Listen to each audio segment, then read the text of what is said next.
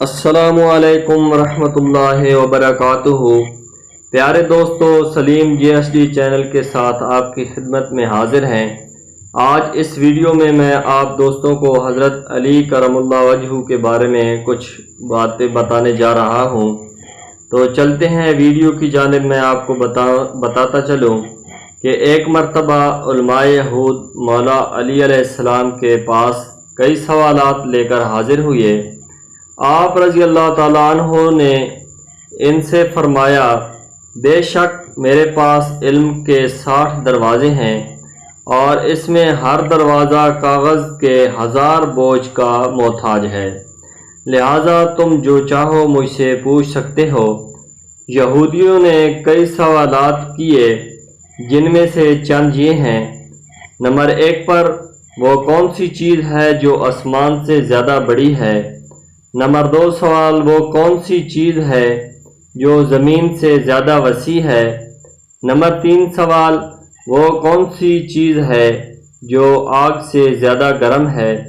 Number 4، وہ کون سی چیز ہے جو ہوا سے زیادہ تیز ہے؟ نمبر 5، وہ کون سی چیز ہے جو دریا سے زیادہ غنی ہے؟ نمبر 6، وہ کون سی چیز ہے جو پتھر سے زیادہ سخت ہے؟ اسی طرح مزید کئی سوالات انہوں نے کیے، جن کے آپ رضی اللہ تعالی عنہ نے انہیں جوابات دیے۔ فرمایا، جو چیز آسمان سے زیادہ بڑی ہے وہ اللہ تعالیٰ پر بہتان باندھنا ہے، اور جو چیز زمین سے زیادہ وسیع ہے وہ حق ہے۔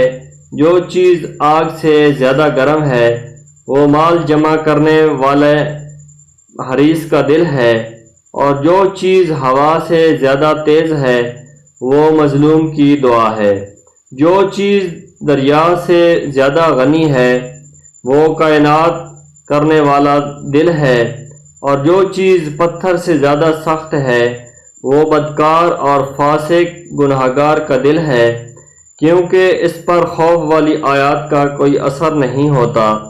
علماء یہود نے جب اپنے کئی سوالات کے جوابات سنے تو مولا علی علیہ السلام سے متاثر ہو کر یہ بات کہنے پر مجبور ہو گئے، یہ دین اسلام ہی دین حق ہے، اور وہ تمام کے تمام کلمہ پڑھ کر دارِ اسلام میں داخل ہو گئے۔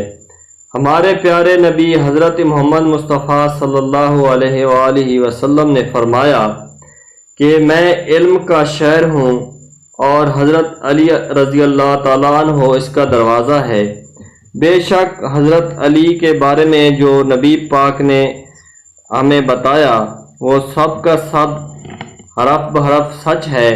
تو پیارے دوستو، جو آج کی معلومات میں نے آپ دوستوں کے ساتھ شیئر کی، آپ دوستوں کو بتایا حضرت علی علیہ السلام کے بارے میں، تو وہ کیسا لگا آپ پیارے دوستوں کو میرے کمنٹ سیکشن میں ضرور بتائیے گا، اور اسی طرح اچھی ویڈیوز دیکھنے کے لیے میرے چینل کو سبسکرائب کریں اور میری ویڈیو کو شیئر کریں۔ شکریہ، بہت مہربانی۔